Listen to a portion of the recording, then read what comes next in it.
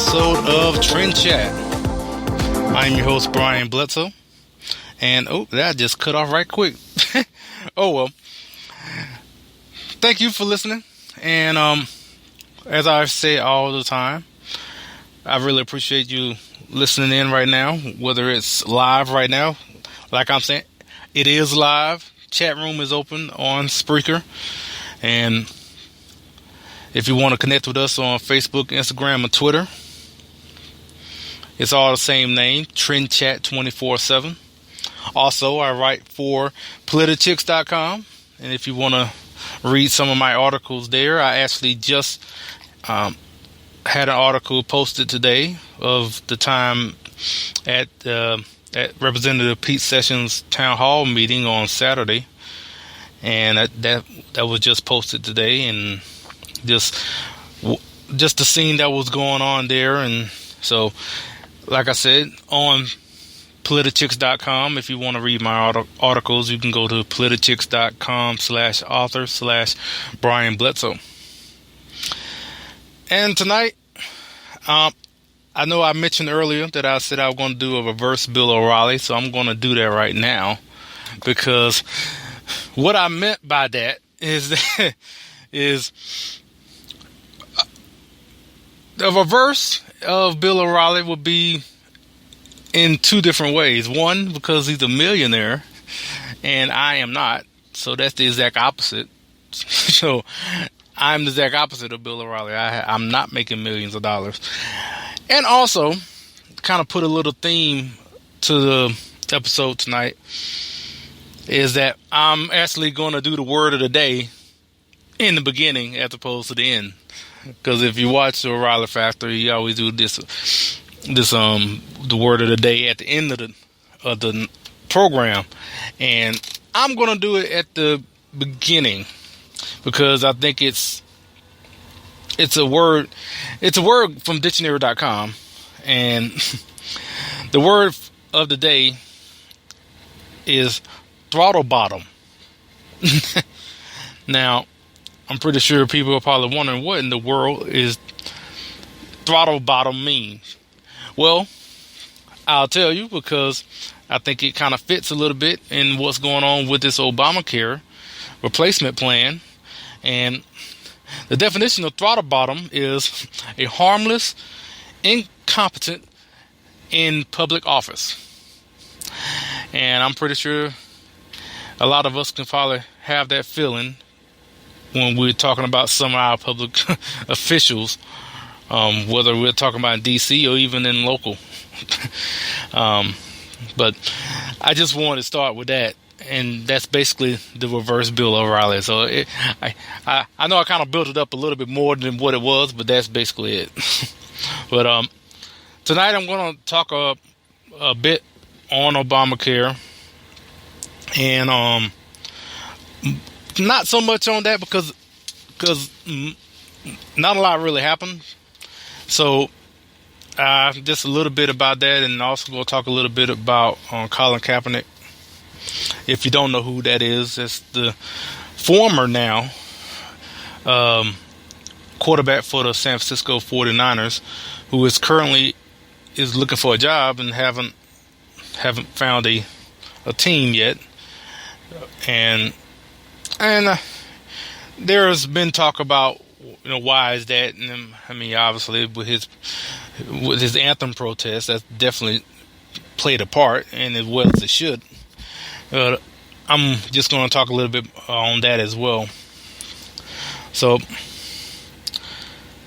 first thing I'll go into is talking about this.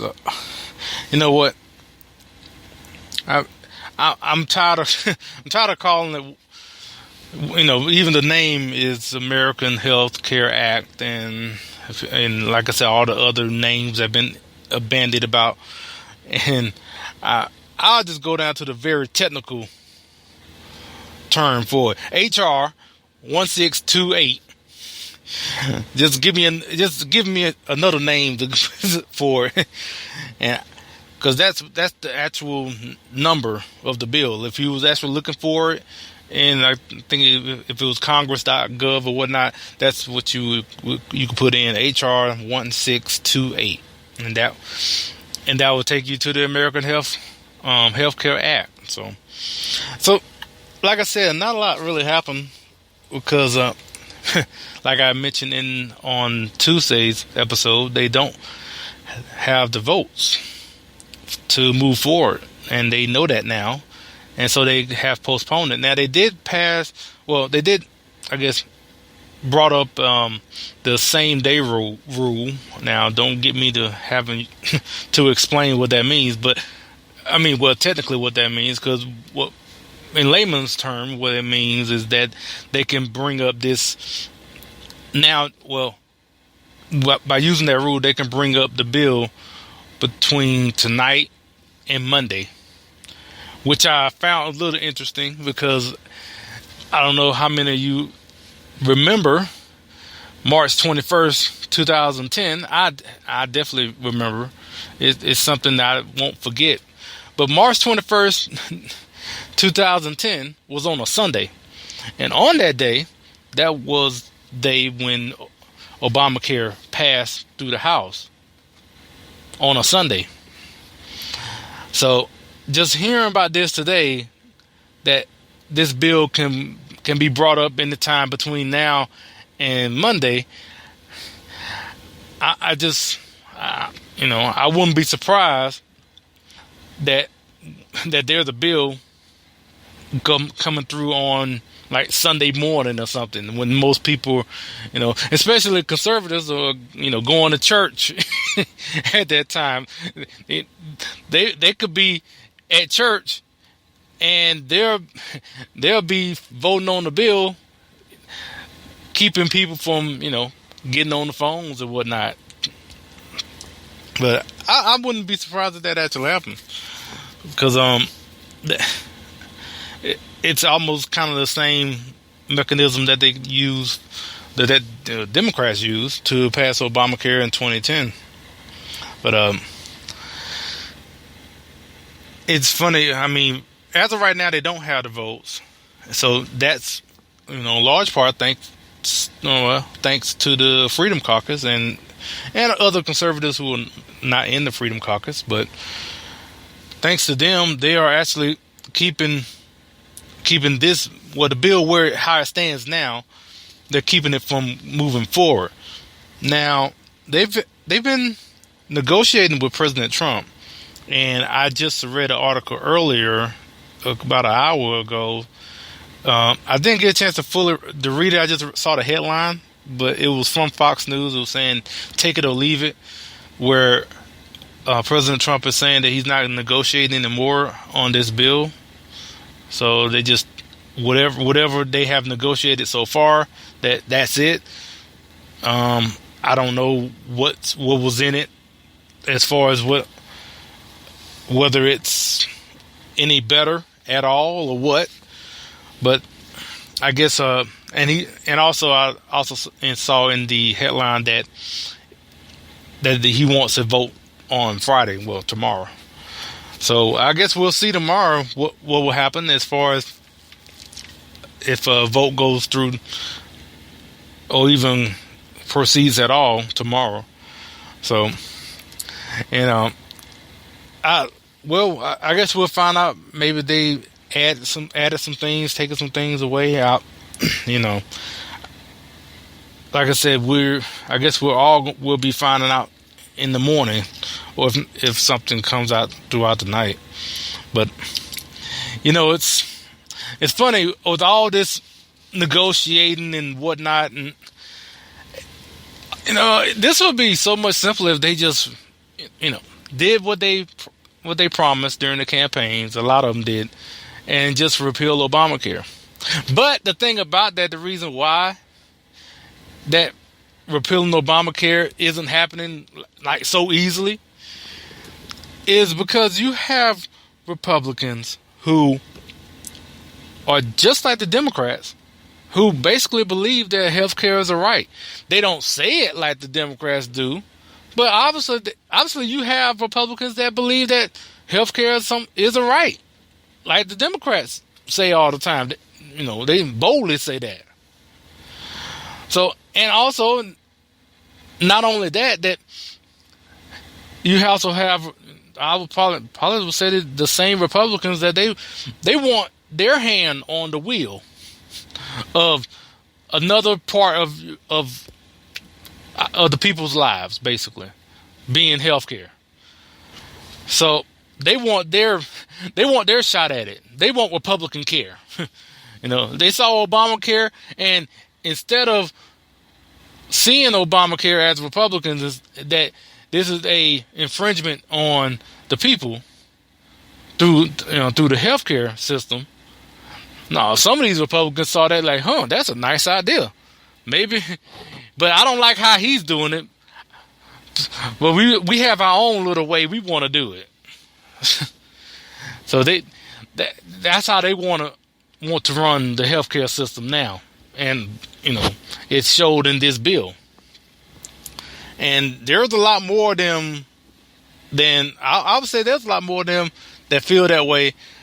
Where, like I said, they believe like Democrats do, as far as that healthcare is a right. The reason why I can say that is that, well, look at the bill that's out there now. It's keeping pre-existing conditions.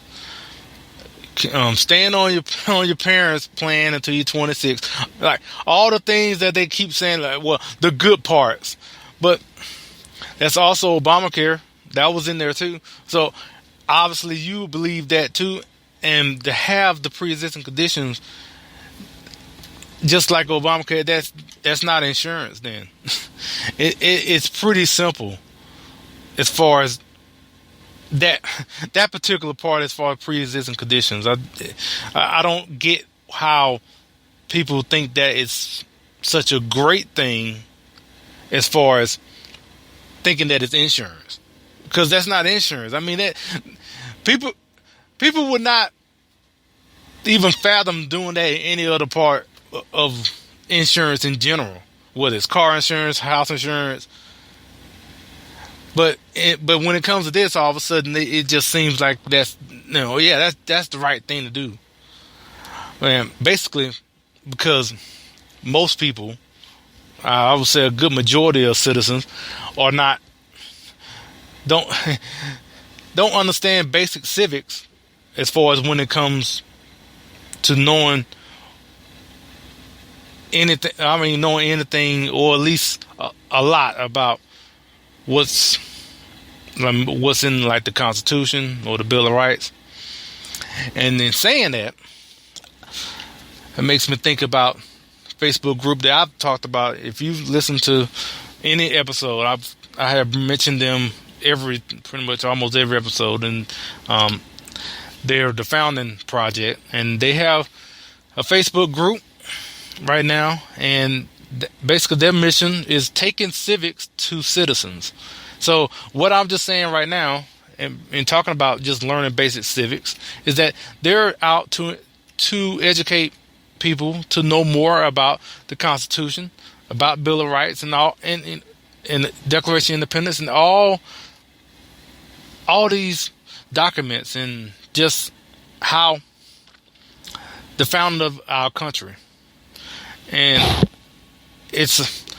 they're a great group. I'm definitely looking forward to hearing more and from them. And right now, I just want to give them a shout out. And if you want to find them on Facebook, just search The Founding Project. So it's very easy to kind of even bring them up, because when talking about Obamacare and with this whole bill, and just saying about pre-existing conditions, and a good majority of people not really understanding just the basic civics. But even though a lot didn't happen with this bill, I could just imagine what's going on right now to members who are not supportive of this bill, like the people in the Freedom Caucus. And there might actually be arm twisting going on, like literal arm twisting going on at this moment right now. Who knows? Maybe they could be in one of those chambers, and next, they got people held up and trying to hold them hostage or something. I don't know, but obviously, I don't think it would have gone to that extent, to that physical extent. But I'm pretty sure there is a lot of threats that are going on, and not physical threats, but a lot of threats like we might primary you or something. We might we won't support you in the general election, or we might take this project away, or we might from your home district, or we might do this to someone someone you like or something. Or I'm pretty sure that a lot of those threats that are going on, I'm pretty sure those threats to to a member as far as their district or whatnot, or their state. But I'm pretty I could pretty much guarantee that's going on. That has already been going on. Now,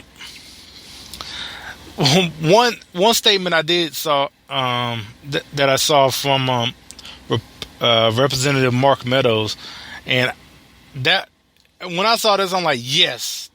And he made a statement a couple of days ago saying, I am a no to the American Health Care Act, even if it sends me home.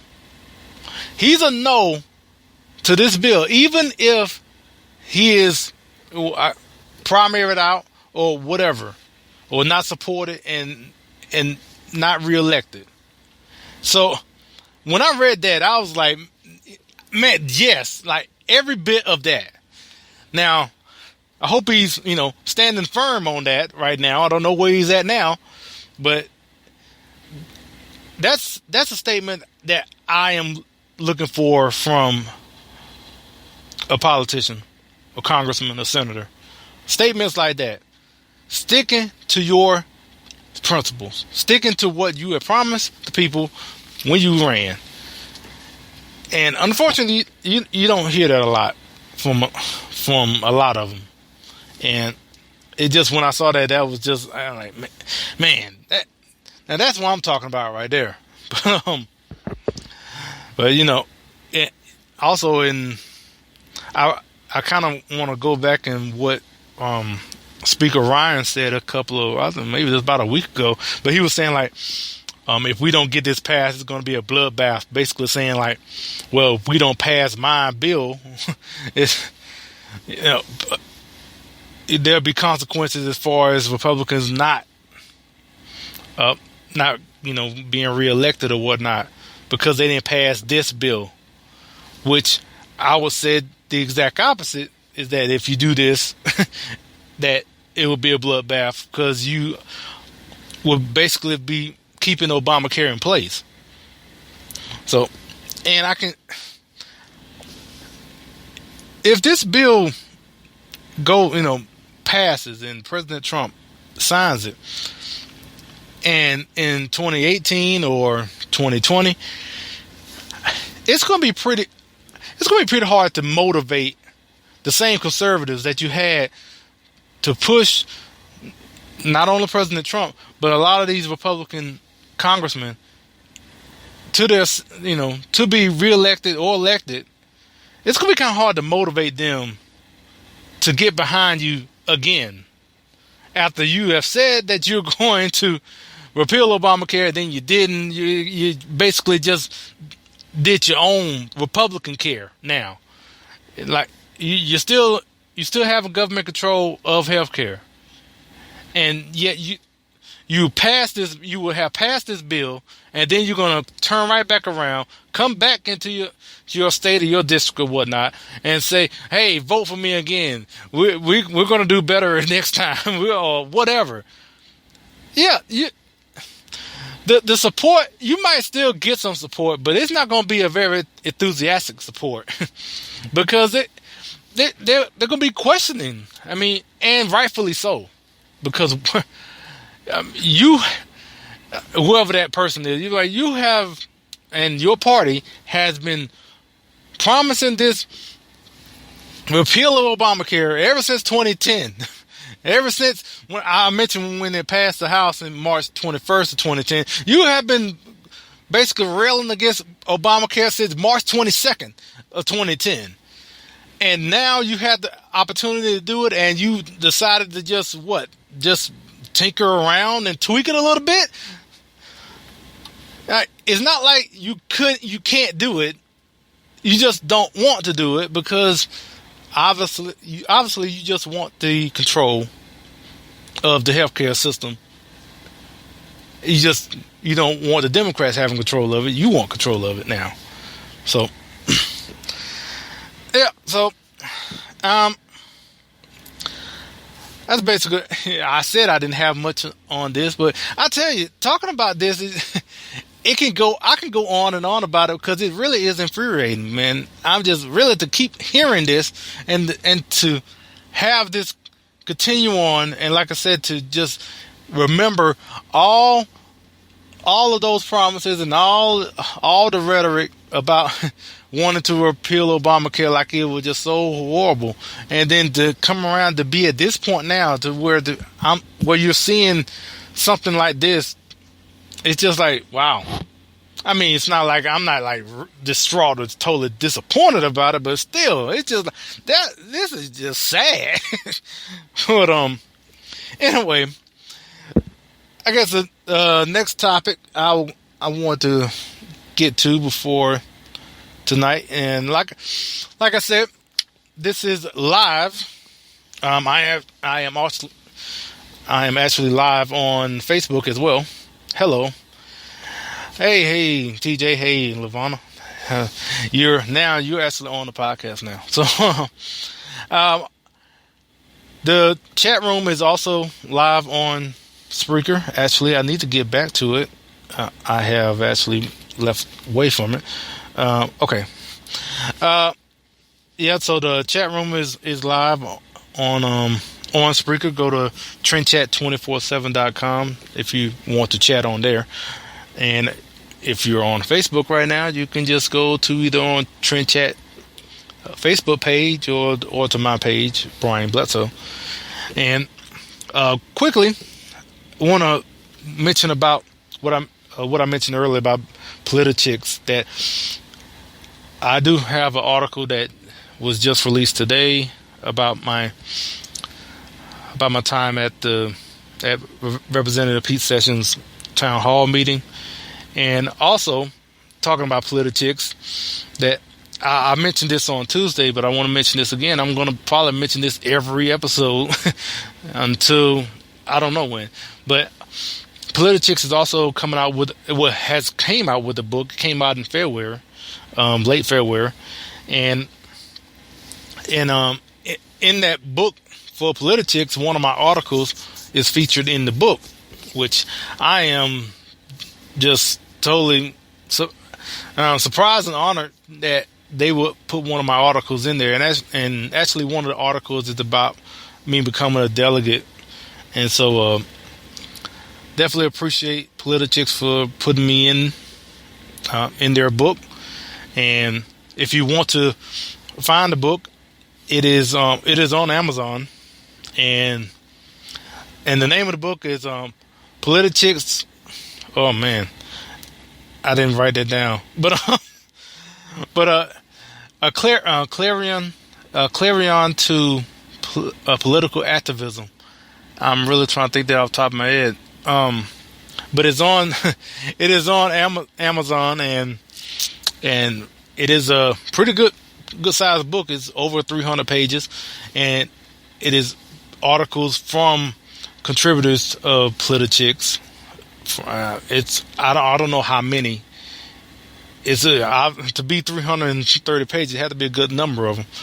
So I would definitely would appreciate if you buy one of those books too. Now I didn't think about doing this tonight, but I'm going. But if you're listening to this, and it's cracking me up to even say this, but if you're listening to this and with the book being out now, if you or your group, the Tea Party, conservative group, or Republican group, if you would want to book me to speak about this book or about the podcast, I guess just either send the email to trendchat247@gmail.com or go to TrendChat Facebook page, send a message there. If you want me to come to wherever. Now, I guess I can get more details if I actually got an email or anything about that. But with the book being out now, I'm putting that out there. And if you see me on Facebook, I'm cracking up about it because it's funny for me to say that, because there's no way a year ago I ever even thought about, 1, writing, 2, being in a book, 3, doing this podcast, 4, looking at you on Facebook right now. Like, none of this was not even in my mind when a year ago. Well, I have written 1 article by that time, but still, none of this was even nowhere in my mind back then. So the fact that I'm at the point to where I am putting myself out there to be a speaker somewhere about either the book or about a podcast, it's just surreal. And that is the word I can use. But Politics, a clarion call to political activism. Thank you, TJ. That is the title. That is bad of me, but not knowing the title off the top of my head. But okay, but that is the title. So you can go to Amazon and look for Politics, a clarion call to political activism, and you will find it there. Buy the book, read my article, read all the articles. Go to politichicks.com, read all the articles there. Go to politichicks.com/author/Brian Bledsoe to read my articles on Politichicks as well. So, anyway, I might be losing track of time, but I want to get on to Colin Kaepernick, which is not really much, but I do want to touch on it a little bit. So if you don't know Colin Kaepernick, you probably do if you think about the whole anthem protest. He was the quarterback that got on a knee when the anthem was sung. And he was a quarterback for the San Francisco 49ers. And because now he's former, because he is now a free agent. And you know what? The man just can't find work these days. Right now, he is still a free agent. You have players that have been snatched up since free agency started, and he is still out there on the open market. Can't find a job. I mean, it's really sad. It is really, really sad. But in that, you have heard from, there's some people in the sports world that is saying that, this is collusion because he protested against the anthem, and the owners are holding against them because they're all old, rich white men. I just added that part in, but some people are saying that it is collusion, and I will say no. I mean, it's not like he's this super talented quarterback for one, because I mean, if he was that good, San Francisco will still have him. But he wasn't that great of. He has definitely lost whatever mojo or whatever talent that kind of propelled him to where he was playing in a Super Bowl just a few years ago. But now he's not playing so great. So if you put on one side that your play is poor, and then you also add controversy to make you a polarizing figure by doing something like kneeling while the national anthem is being sung, then when you become a free agent, teams are like, okay, for one, you're not that great. So why are we going to put up with the headache of having you on our team Now I think he have said that he's not going to kneel anymore, which is quite convenient to say that now, isn't it? After you're a free agent now and looking for a job, all of a sudden, oh well, I won't kneel now. Well, yeah, but still, you have, and so with your diminished talent, and what? Why would I put up with the headache? I mean, I could pretty sure I could find other quarterbacks to do to do something and not have nearly as much controversy or the baggage that will come with it. So I wouldn't think it's collusion. Now, all this I believe he will be signed eventually. I mean, I did mention about him not playing great as a quarterback and having diminished talent, but he is a talent nevertheless. I feel someone will pick him up. Whether it's close to the beginning of the season or not, because I don't believe he's not going to play at all. Because, I mean, he has some talent, and I mean, and also, I'm not looking for the NFL to be to hold that against them too much. I mean, it's not like the NFL is this big conservative league. I mean, they plenty of times or have no problem, champion whatever liberal causes there is. I mean, I remember Baltimore Ravens promoting Obamacare and going along with not doing anything to the St. Louis Rams when they were in St. Louis, when they were doing the old hands up, don't shoot, like nothing happened to them, and that with that whole lie about hands up, don't shoot, and so and on and on and on. So when it comes to the NFL, I'm pretty sure they're looking at getting players who can play. I mean, unless you just do something so heinous, unless you like Ray Rice and punch your fiance in the face. But even in that, Ray Rice was diminishing as a running back at that time. So after he did that, he was done anyway. So if you had someone with like supreme talent, or someone as a running back, and he would have done that, there have been plenty of teams that would have justified having him play on the team, and that's just the same as Colin Kaepernick. You're going to have people that would have no problem, if he was a great quarterback, they were like, well, he has the freedom, he has freedom of speech to say what he believes and whatnot, and we just want to, make sure we have him have this talent, play on our team so we can win a Super Bowl or whatnot. Whatever public relations speaking is going to be about that. But now, well, one thing he has done recently, he made a little bit of news, is that he donated $50,000 to Meals for Wheels because, obviously, I guess he bought in to what the media was saying about President Trump's budget cuts and thinking that Meals on Wheels are going to just all of a sudden disappear like tomorrow.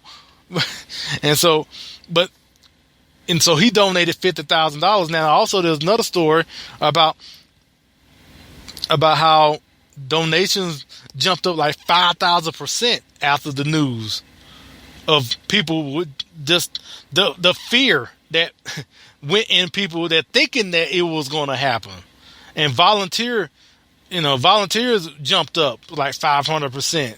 People, which it was kind of funny because so you have Colin Kaepernick donating $50,000 and all the other things that happened right after that news.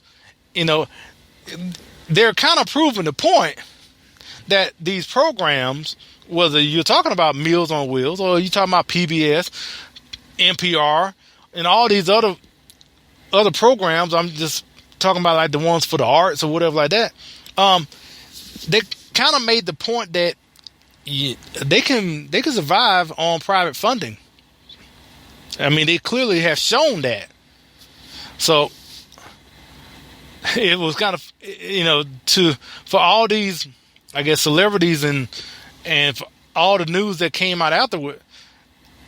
And when they were printing that, you're making that point that they really didn't need that money from the federal government, right?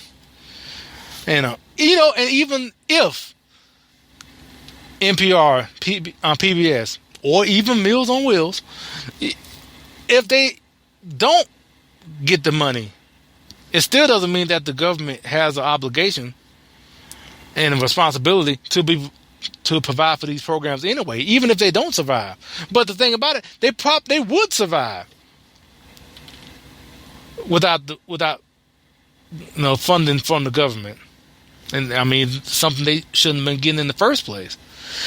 But that's that's like all the other programs that they shouldn't have gotten in the first place, but still getting it now. Just like Obamacare, just brought it right back to that, huh? But anyway, that's it for me. That's all the ranting and raving I have for tonight. I appreciate everyone listening, and the people who are watching on Facebook right now. The 2 people I see. But thank you for watching, and thank you for listening. And right now, actually, since I got a little bit of time, I want to mention about a couple of events that I will be attending, covering for Politichicks, and doing some interviews for TrendChat. And the first event will be in Austin on April 17th for the Tea Party rally. That's I'll be there to just, I guess, covering.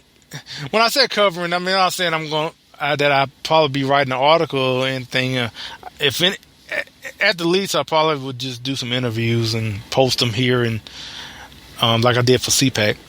But I'll be there on April 17th in Austin.